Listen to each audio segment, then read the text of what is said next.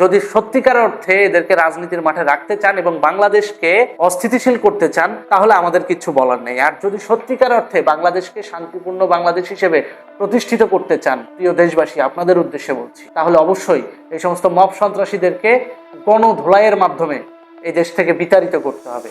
আর সেজন্য যদি আপনাদেরকে মাঠে নামতে হয় অবশ্যই রাজপথে নামতে হবে। খুব শীঘ্রই আমরা রাজপথে আপনাদের সহযোগিতা চাইবো, আপনাদেরকে ডাকবো। এই ধরনের মববাজ সন্ত্রাসদের বাংলাদেশ থেকে উৎখাত করার জন্য আমরা রাজপথে নামছি। শুধু দরকার আপনাদের সহযোগিতা, শুধু দরকার আপনাদের একটু সাপোর্ট, যে সাপোর্ট দিয়ে আমরা বাংলাদেশকে পুনরুদ্ধার করতে পারবো, এই বাংলাদেশ থেকে এই সমস্ত অশান্তির জঞ্জালকে ছুঁড়ে ফেলে দিতে পারবো।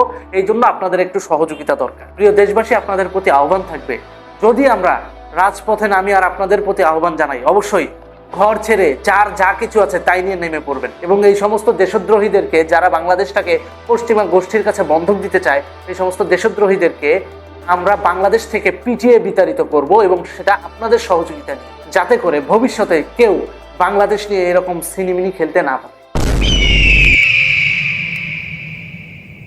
রাশিয়ার তেল কিনতে যুক্তরাষ্ট্রের অনুমতি লাগবে এবং ইতিমধ্যে রাশিয়ার তেল কেনার জন্য যুক্তরাষ্ট্রের অনুমতি চেয়েছে বাংলাদেশ। স্বাধীনতার 53 বছর হলো, কতবার বাংলাদেশ তেল কিনলো, তেল বেচলো, কোনোদিন কোনো দেশের অনুমতি নেওয়া লাগে নাই।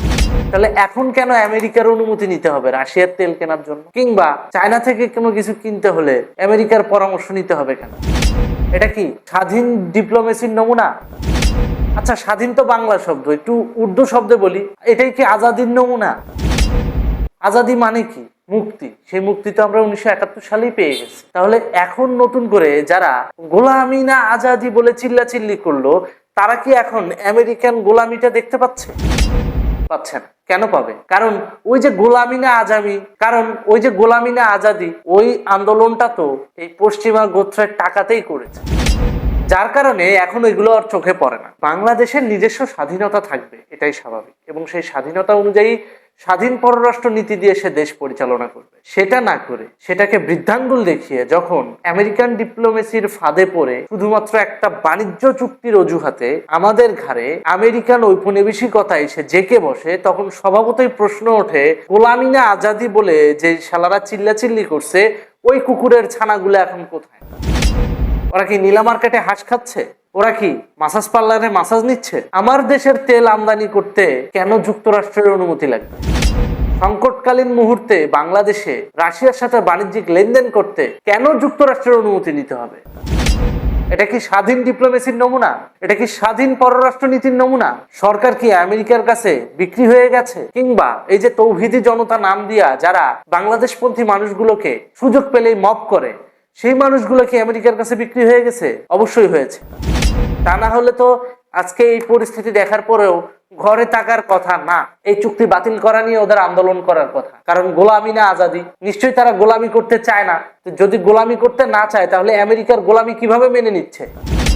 তাদের তো উচিত দ্রুত আন্দোলনে নামা। আমরা কি স্বাধীন দেশে বসবাস করি? যদি স্বাধীন দেশে বসবাস করে থাকি তাহলে কেন স্বাধীন দেশের জ্বালানি আমদানিতে যুক্তরাষ্ট্রের অনুমতি নিতে হবে?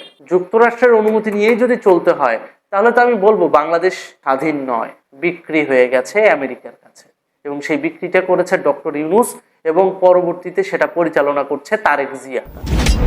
এই ধরনের পরিস্থিতি মোকাবেলায় অবশ্যই আমাদের সঠিক পররাষ্ট্র নীতি অনুসারে দেশ পরিচালনা করা উচিত। কিন্তু আমাদের দেশে সঠিক পররাষ্ট্র নীতি কি বাস্তবায়ন হচ্ছে না। আমাদের দেশে সঠিক পররাষ্ট্রনীতি যেটা বাংলাদেশের যেটা পররাষ্ট্রনীতি, সবার সাথে বন্ধুত্ব, কারোর সঙ্গে বৈরিতা নয়, এটা যদি মেনটেন করতে যান তাহলে হবে কি, আপনাকে ট্যাগের রাজনীতির শিকার হতে হবে। এই তৌহিদি জনতারাই আপনাকে ট্যাগ দিবে, ও তো ভারতের গোলাম, ও তো ভারতের কাছে দেশ বিক্রি করে দিছে। এখন যখন বাস্তবতায় শুধুমাত্র খাদ্য চুক্তির উপর, অর্থাৎ বাণিজ্য চুক্তির উপর ভর করে আমেরিকা এসে আমাদের উপর আগ্রাসন চালাচ্ছে, এখন কারো কাছে বিক্রি হওয়ার কোনো আলাপ রাজপথে আসতেছে না।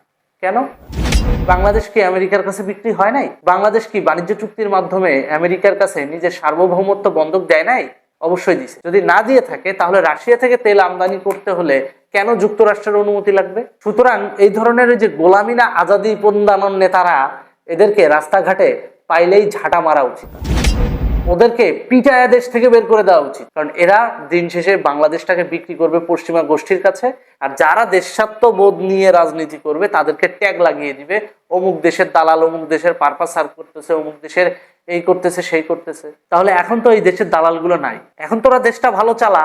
এখন তো দেশ ভালো চালাচ্ছিস না, এখন দেশ তো উল্টে আমেরিকার কাছে বিক্রি করে দিছিস। তো এই যদি হয় ওদের রাজনীতি, কোনো রাজনৈতিক প্রজ্ঞা নাই, আদর্শ নাই, কিন্তু দিন শেষে বাংলাদেশকে পরাধীন করাই যদি ওদের আসল উদ্দেশ্য হয়ে থাকে, তাহলে আমি বলবো বাংলার জনগণকে এখনই সিদ্ধান্ত নিতে হবে এদেরকে রাজপথে রাজনীতির মাঠে রাখবেন কি রাখবেন না। যদি সত্যিকার অর্থে এদেরকে রাজনীতির মাঠে রাখতে চান এবং বাংলাদেশকে অস্থিতিশীল করতে চান, তাহলে আমাদের কিছু বলার নেই। আর যদি সত্যিকার অর্থে বাংলাদেশকে শান্তিপূর্ণ বাংলাদেশ হিসেবে প্রতিষ্ঠিত করতে চান, প্রিয় দেশবাসী আপনাদের উদ্দেশ্যে বলছি, তাহলে অবশ্যই এই সমস্ত মব সন্ত্রাসীদেরকে গণধোলাইয়ের মাধ্যমে এই দেশ থেকে বিতাড়িত করতে হবে। আর সেজন্য যদি আপনাদেরকে মাঠে নামতে হয়, অবশ্যই রাজপথে নামতে হবে। খুব শীঘ্রই আমরা রাজপথে আপনাদের সহযোগিতা চাইবো, আপনাদেরকে ডাকবো। এই ধরনের মববাজ সন্ত্রাসদের বাংলাদেশ থেকে উৎখাত করার জন্য আমরা রাজপথে নামছি। শুধু দরকার আপনাদের সহযোগিতা, শুধু দরকার আপনাদের একটু সাপোর্ট, যেই সাপোর্ট দিয়ে আমরা বাংলাদেশকে পুনরুদ্ধার করতে পারবো, এই বাংলাদেশ থেকে এই সমস্ত অশান্তির জঞ্জালকে ছুঁড়ে ফেলে দিতে পারবো। এই জন্য আপনাদের একটু সহযোগিতা দরকার। প্রিয় দেশবাসী, আপনাদের প্রতি আহ্বান থাকবে, যদি আমরা রাজপথে নামি আর আপনাদের প্রতি আহ্বান জানাই, অবশ্যই ঘর ছেড়ে যার যা কিছু আছে তাই নিয়ে নেমে পড়বেন এবং এই সমস্ত দেশদ্রোহীদেরকে, যারা বাংলাদেশটাকে পশ্চিমা গোষ্ঠীর কাছে বন্ধক দিতে চায়, এই সমস্ত দেশদ্রোহীদেরকে আমরা বাংলাদেশ থেকে পিটিয়ে বিতাড়িত করব এবং সেটা আপনাদের সহযোগিতা নিয়ে, যাতে করে ভবিষ্যতে কেউ বাংলাদেশ নিয়ে এরকম সিনিমিনি খেলতে না পারে।